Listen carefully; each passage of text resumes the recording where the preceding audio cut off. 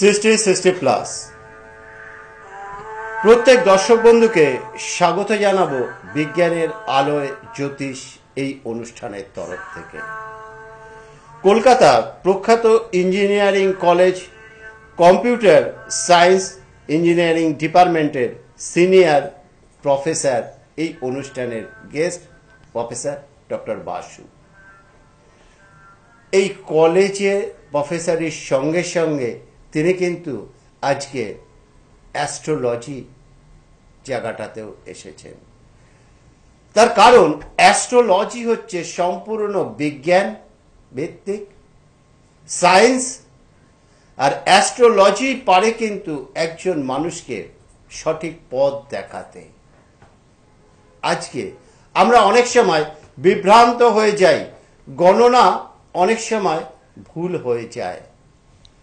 কেন হয়, এর পেছনের রহস্যটা কি, সেটা নিয়ে এই অনুষ্ঠান।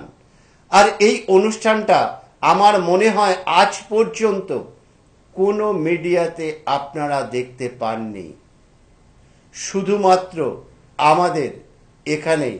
আর এই অনুষ্ঠানের গেস্ট প্রফেসর ডক্টর বাসুকে নিয়েই এই অনুষ্ঠান প্রথম আমরা শুরু করি, যেখান থেকে ঘরে বসে যে সমস্ত দর্শক বন্ধু এই অনুষ্ঠান দেখছেন, আপনারাও যেরকম লাভবান হবেন, তার সঙ্গে কিন্তু লাভবান হবেন যারা অ্যাস্ট্রোলজি করছেন বা যারা অ্যাস্ট্রোলজি শিখছেন।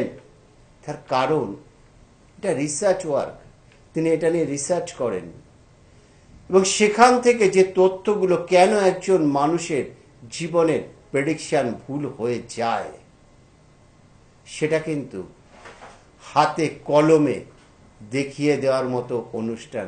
তাই শুরুতেই বলেছিলাম যে এইরকম অনুষ্ঠান আজ পর্যন্ত মিডিয়াতে আপনারা দেখেননি বা দেখার সৌভাগ্য হয়নি। যে মানুষটির হাত দিয়ে এই অনুষ্ঠান দেখব, ওনাকে স্বাগত, নমস্কার আপনাদের। নমস্কার, আশা করি সবাই ভালো আছেন।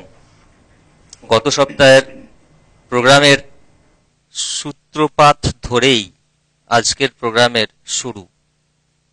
গত বৃহস্পতিবার আপনারা জানেন, এবার থেকে প্রত্যেক বৃহস্পতিবার, রোববার দুটো লাইভ ছাড়াও প্রত্যেক বৃহস্পতিবার এই স্পেশাল এপিসোড আপনারা দেখছেন।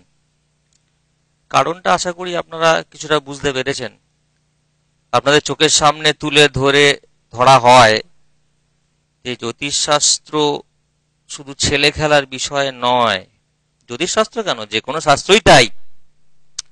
এই শাস্ত্র নিয়ে যখন আমরা পড়াশোনা করি তাও ঠিক আছে, যখন যে কোনো শাস্ত্র, শিক্ষা বলুন, স্বাস্থ্য বলুন, বা জ্যোতিষ বলুন, আইন বলুন, বা বিজ্ঞানের যে কোনো ক্ষেত্র, যখন আমরা কারোর উপরে প্রয়োগ করি, সেই জায়গায় দায়িত্ব কিন্তু প্রচুর বেড়ে যায়। কারণ আপনার কোনো সবসময় মাথায় রাখতে হবে, আপনি অন্যের জীবনে এই শাস্ত্রটাকে প্রতিফলন করাচ্ছেন। তো তার জন্যে এই শাস্ত্রের সম্বন্ধে ঢুকতে হবে। যে কোনো শাস্ত্র, পড়াশোনা যথেষ্ট গুরুত্ব আছে, যেটা আমরা ছোটবেলা থেকে শুনেছি, এবং জীবনের শেষ দিন অবধি এই পড়াশোনা চলে। জ্যোতিষশাস্ত্র ঠিক সেভাবেই সেই বলতে পারেন বার্তা বহন করে যে এই শাস্ত্র সম্বন্ধে যথাযথ নলেজ না থাকলে এটা প্র্যাকটিস করা উচিত নয়। এই শাস্ত্র নিয়ে গত সপ্তাহে আমি দেখিয়ে দিয়েছিলাম লগ্ন ছকের সঙ্গে আমরা যে চার্টটা আসে, ভাব স্ফুট বা ভাবচলিত ছক বা চার্ট, অর্থাৎ ভাব চার্ট, এটার গুরুত্ব কতখানি দেখিয়েছিলাম। নবাংশ লগ্ন ছক করার সঙ্গে সঙ্গে নবাংশ ছক, যেটা অনেকেই করে থাকে নিদেন পক্ষে, তার সঙ্গে আর একটা ছক, এই ভাব ছক, ভাব স্ফুট ছক কতটা জরুরি। D1-এ দেখা যাচ্ছে যে একজন জাতক জাতিকার বিবাহিত জীবনে অশান্তি থাকবে, দাম্পত্য কলহ থাকবে, তার সপ্তম স্থান থেকে।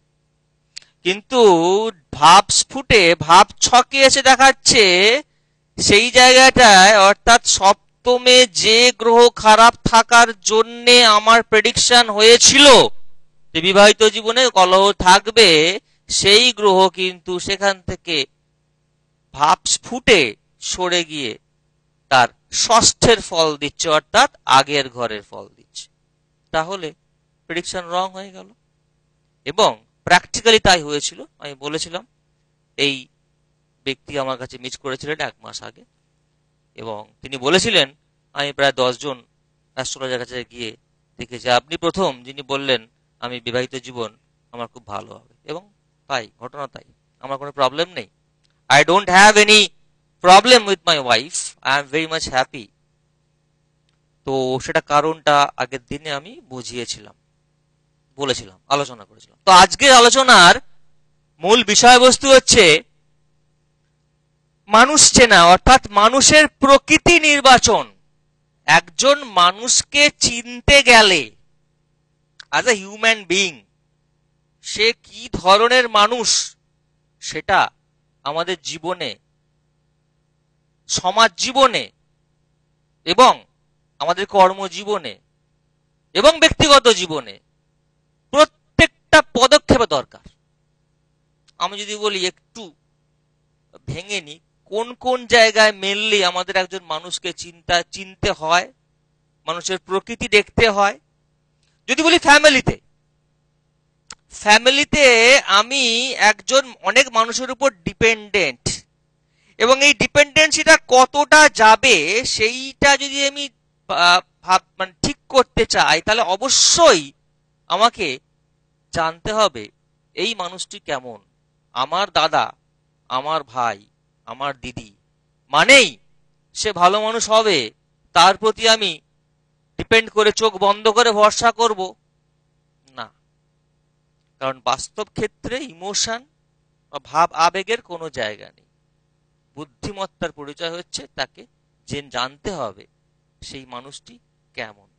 এবং কর্মজীবনে ধরুন আমি একটা বিজনেস করছি, আমার বিজনেসে আমি কি কি কর্মচারীদের রাখবো এবং কোন কর্মচারীকে আমি আমার পার্সোনাল অ্যাসিস্ট্যান্ট করব। আপনারা জানেন যারা বিজনেসম্যান তাদের ক্ষেত্রে পার্সোনাল অ্যাসিস্ট্যান্ট কতটা ইম্পর্টেন্স রাখে, কতটা গুরুত্বপূর্ণ। কারণ এই এমন একটি পোস্ট যার কাছে প্রচুর কনফিডেন্সিয়াল ইনফরমেশন থাকে। আমাকে জানতে হবে এই পার্সোনাল অ্যাসিস্ট্যান্টটি আমার যে পার্সোনাল যে কনফিডেন্সিয়াল ইনফরমেশন সেটা অর্থের বিনিময়ে অন্য কাউকে, অর্থাৎ আমার কোনো কম্পিটিটরকে সে বিক্রি করে দিচ্ছে কিনা, অর্থাৎ সে কতটা লয়াল। এই লয়ালটি পাওয়া ভীষণ টাফ। অর্থাৎ সে কতটা লয়াল আমার জেনে তাকে পার্সোনাল অ্যাসিস্ট্যান্ট এই পদটিতে নিযুক্ত করা দরকার। আমার ভাই, আমার দাদা, আমার বোন এরা আমায় কোনোদিনও ঠকাবে না, তাই আমি একে রেখে দিলাম আমার বিজনেসে অ্যাজ আ পার্টনার, বা একটা দায়িত্ব দিয়ে দিলাম। ভুল। দেখবেন আপনাদের বাস্তব জীবনেও আমাদের নিজেদের লোকেরাই বেশি কিন্তু ঠকায় অনেক ক্ষেত্রে।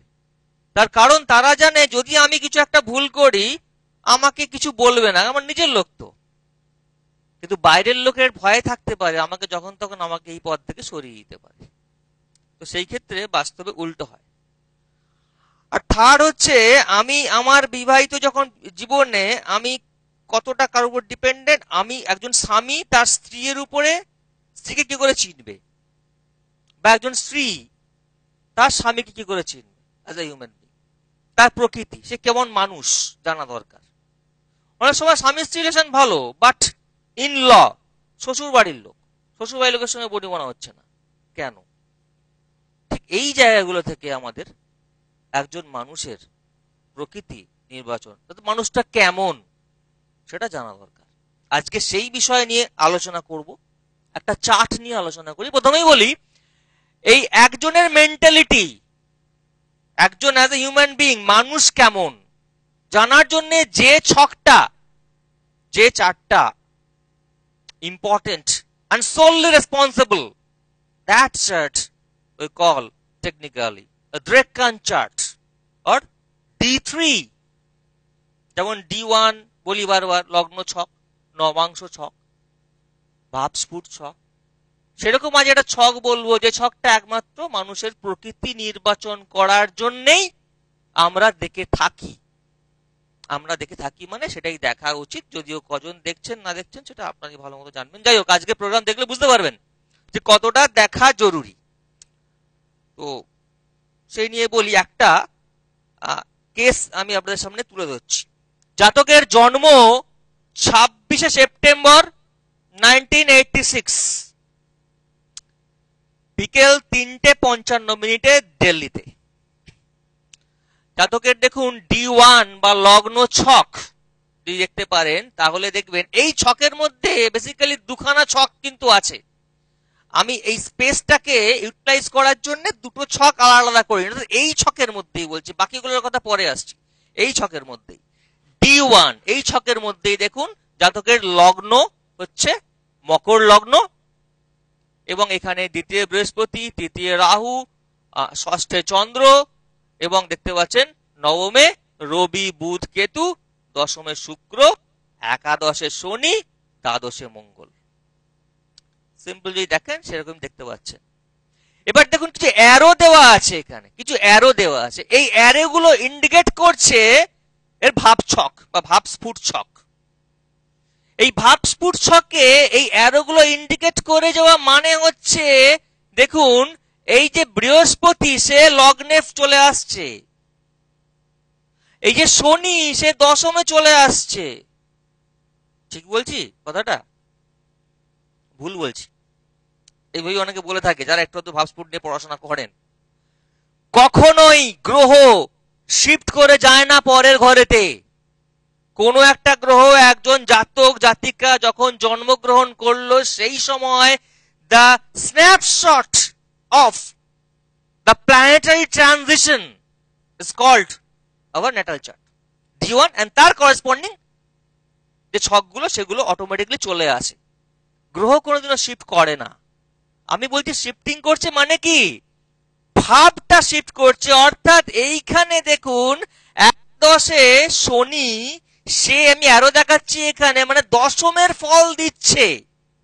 দুটো জিনিস কিন্তু আলাদাভাবে দেখতে হবে, ভাবতে আমাদের খুব ভালো করে বোঝা উচিত। একটা হলো স্থান আর একটা হলো ভাব।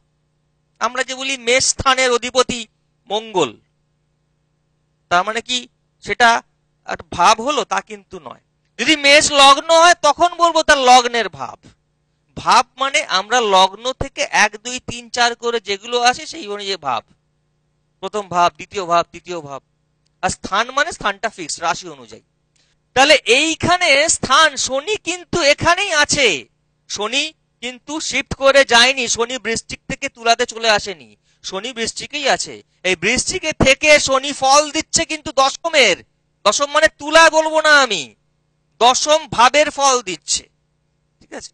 আবার দেখুন এখান থেকে অ্যানালাইসিস যদি করতে পারি আমরা, এখানে দেখা যাচ্ছে দেখুন লগ্নপতি শনি, লগ্নপতি শনি আমরা জানি বৃশ্চিকে ভালো ফল দেয় না। D1 বৃশ্চিকে আছে শনি, ভালো ফল দেয় না। কিন্তু এক্ষেত্রে উল্টো হবে, তার কারণ এই লগ্নপতি শনি দশমে ফল দিচ্ছে, দশমে ফল দিচ্ছে, দশম ভাবের ফল দিচ্ছে। বুঝতে পেরেছেন? তাহলে ভাবের কিন্তু দিকটা চলে এলো তুলাতে, মঙ্গল এই বৃশ্চিক থেকে। তাহলে বোঝা যাবে এই জাতক বা জাতিকা টেকনিক্যাল ওয়ার্ক খুব ভালো হবে। এনি যদি টেকনিক্যাল লাইফ ফিল্ডে যদি যান, তাহলে এনার টেকনিক্যাল নলেজ এবং এই বিষয়ে তার ইন্টারেস্ট থাকবে, মানসিকতাটা টেকনিক্যাল হবে। এবার দেখুন এই শনি, এই শনি এবার নবাংশে চলে আসি। নবাংশ মানে আপনারা জানেন, যেটা আগের দিন বলেছিলাম D1 এর সঙ্গে একটা চার্ট দেখতে হয় নবাংশ, যেটা খুব গুরুত্বপূর্ণ, যেখান থেকে আমরা গ্রহের বলবত্তা বিচার করি। এই নবাংশে দেখুন এই D1 এর লগ্নপতি শনি নবাংশে তুঙ্গ, এই জায়গাটা শনির তুঙ্গ স্থান। তো কোনো একটি গ্রহ যদি তার লগ্ন অনুযায়ী অশুভ হোক বা শুভ হোক, যদি অশুভ হয় মনে রাখবেন অশুভ গ্রহ তুঙ্গ স্থানে সব সময় ভালো ফল দেয়। সে অশুভ হলেও লগ্ন সাপেক্ষে অশুভ হলেও। এই দেখুন শনি কিন্তু এইখানে লগ্নপতি, D1 এর লগ্নপতি শনি নবাংশে তুঙ্গ, অর্থাৎ এই জাতক জাতিকা শনির দশা অন্তর্দশাতে আধ্যাত্মিক চেতনা বৃদ্ধি পাবে। সন্ন্যাসী হয়ে যায় বলবো না, তার জন্য নবম স্থান দেখতে হয়, নবম ভাব দেখতে হয়, সেটা আলাদা কথা। কিন্তু শনির দশা অন্তর্দশায় ইনি আধ্যাত্মিক মানসিকতাটা এনার বেড়ে যাবে, আধ্যাত্মিক চর্চা করবেন। এবার দেখুন D3 ডেক্কান, যেটা নিয়ে আজকের মূল বিষয়বস্তু ডেক্কান। এই ডেক্কান যেটা কিনা একজন মানুষ কেমন সেটা বুঝতে সাহায্য করে, আলাদা, সম্পূর্ণ আলাদা ছক। বুঝতেই পারছেন এর প্ল্যানেটারি যে পজিশন গুলো চেঞ্জ হয়ে গেছে এখানে। একদিন কি বলবো এই D1 এ একরকম গ্রহ সন্নিবেশ, সেটা অন্য বর্গ ছকে কি করে চেঞ্জ হয়ে যায় তার ম্যাথামেটিক্সটা আরেকদিন বলবো, সে সময় আজকে পাবো না, না হলে বলে দিতাম। যাই হোক, তো এই ড্রেক্কানে দেখুন, ড্রেক্কানের সমসপ্তমে এই যে লগ্নপতি D1 এর লগ্নপতি শনি ড্রেক্কানে সমসপ্তমে অবস্থান করছে। ড্রেক্কানের লগ্ন বুঝতে পারছেন, কন্যা লগ্ন, এবং এই শনি সমসপ্তমে থেকে লগ্নে দৃষ্টি দিচ্ছে। বুঝতে পেরেছেন? শনি তাহলে বৃহস্পতির জায়গায় আছে মীন ডেক্কানে, তাই কোনো সমস্যা কিন্তু নেই, এবং সে পূর্ণ দৃষ্টি দিচ্ছে লগ্নে। লগ্নে যদি ভালো অবস্থায় থেকে কোনো গ্রহ, ভালো স্থানে থেকে কোনো গ্রহ লগ্নে দৃষ্টি দেয় তাহলে সেটা সবসময় শুভ। এবার চলে আসুন, তাহলে এখানে D3-তে কোনো সমস্যা নেই, শনি দৃষ্টি দিচ্ছে লগ্নতে, অর্থাৎ ভালো। সেই ক্ষেত্রে এবার দেখুন D3-তে দেখুন রবি, D3-তে রবি আবার লগ্নেতে আছে। এখান থেকে বোঝা যায় ওনার মেন্টালিটি কেমন।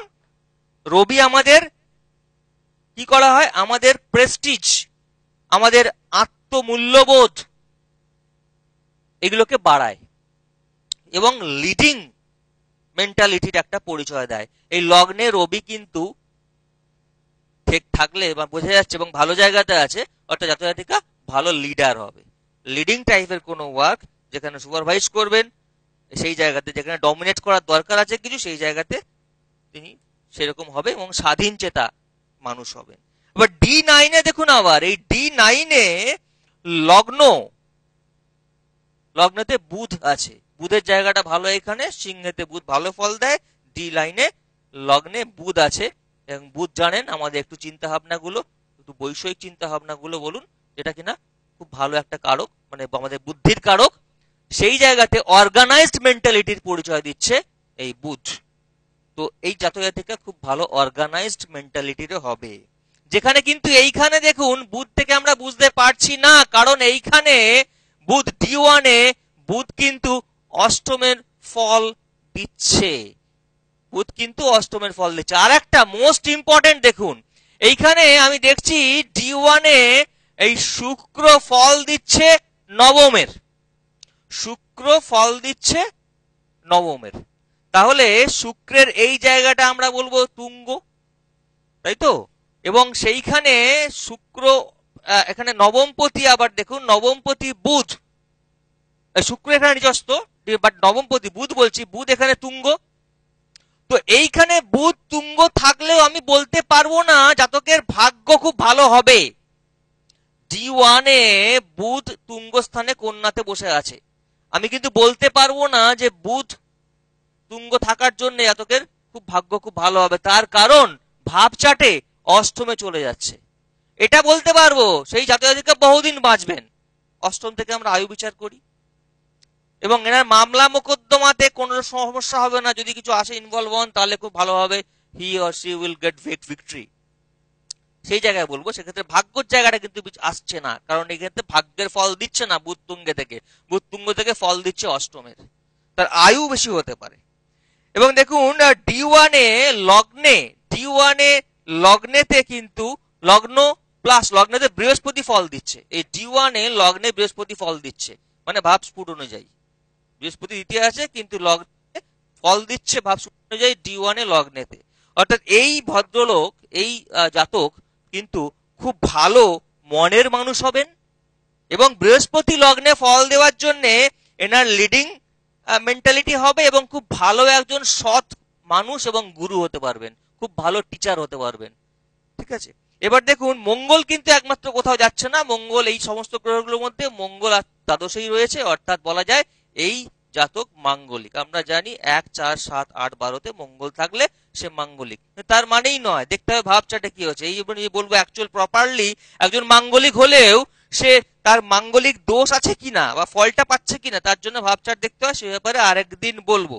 আর শেষে বলি, দেখুন D1 এবং D9 এ চন্দ্র 6th-এ আছে। D1 এবং D9 এ চন্দ্র 6th-এ আছে, কিন্তু পঞ্চমে ফল দিচ্ছে। এবং চন্দ্র এবং বৃহস্পতি এখানে দেখুন যে D3-তে বলবো ডেক্কানে চন্দ্র এবং বৃহস্পতি এক জায়গায় রয়েছে, অর্থাৎ সেলফ কনফিডেন্স, আত্মবিশ্বাস খুব ভালো থাকবে।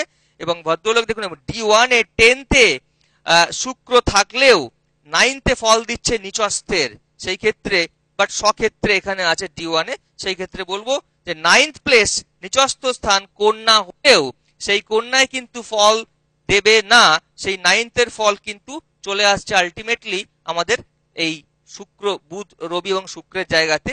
এবং D3-তে শুক্র 10th-এ ফল দিচ্ছে, কারণ শুক্র D3-তে 10th-এ ফল দিচ্ছে। দেখুন এই D3-তে শুক্র যদি আমরা ধরে নিই 10th-এ ফল দিচ্ছে এই জায়গাটা করে, তাহলে এর কিন্তু কাজের জায়গায় যথেষ্ট ভালো হবে। এবং চন্দ্র শুক্র এরকম একটা গ্রহ সন্নিবেশের জন্য আমরা বলবো টেকনিক্যাল ওয়ার্ক ছাড়াও, চন্দ্র এবং শুক্র গ্রহ সন্নিবেশের জন্য বলবো টেকনিক্যাল ওয়ার্ক ছাড়াও এই ভদ্রলোক কিন্তু ভালো একজন জ্যোতিষ হবে।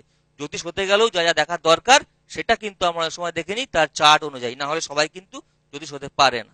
আজকে আর সময় বেশি নেই এক্সপ্লেন করার, সময়ের সঙ্গে সঙ্গে আমাদের তো বিদায় নিতেই হবে, কিন্তু বিদায় নেওয়ার আগে এটাই বলবো যে অনুষ্ঠানটা যে দেখলেন এখান থেকে কিন্তু আজ অনেক কিছু বুঝতে পারলেন, শিখতে পারলেন।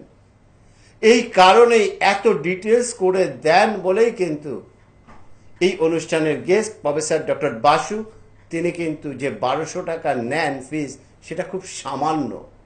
তবু আজকের দিনে দাঁড়িয়ে অনেক মানুষের পক্ষে সেটা সম্ভব হয় না। তাই একটা প্রশ্ন করে চিঠি লিখুন। ওনার একটাই ঠিকানা কালীঘাট ফরচুনাতে, সেখানে মাত্র 200 টাকা। আর এই চিঠি নিয়ে অনুষ্ঠানগুলো ফলো করুন, সেখানে আলোচনা তো হবেই। আর আপনাদের কাছে একটা বিশেষ রিকোয়েস্ট, সেটা এই অনুষ্ঠান কীরকম লাগছে, বা আপনাদেরও যদি মনের মধ্যে কোনো বিষয় থাকে যে এই বিষয়টা নিয়ে আলোচনা করুন, সেটা আপনারা যে মোবাইল নাম্বার রয়েছে সেখানে SMS করুন, বা ওয়েবসাইট রয়েছে সেখানেও আপনারা লিখে জানান। আপনাদের বিষয় নিয়েও কিন্তু আমরা আলোচনা করব। সময় তো আজকে শেষ, বিদায় নিতেই হবে। অবশ্যই ফোনে বুকিং করে যোগাযোগ করবেন। ভালো থাকুন, নমস্কার। নমস্কার।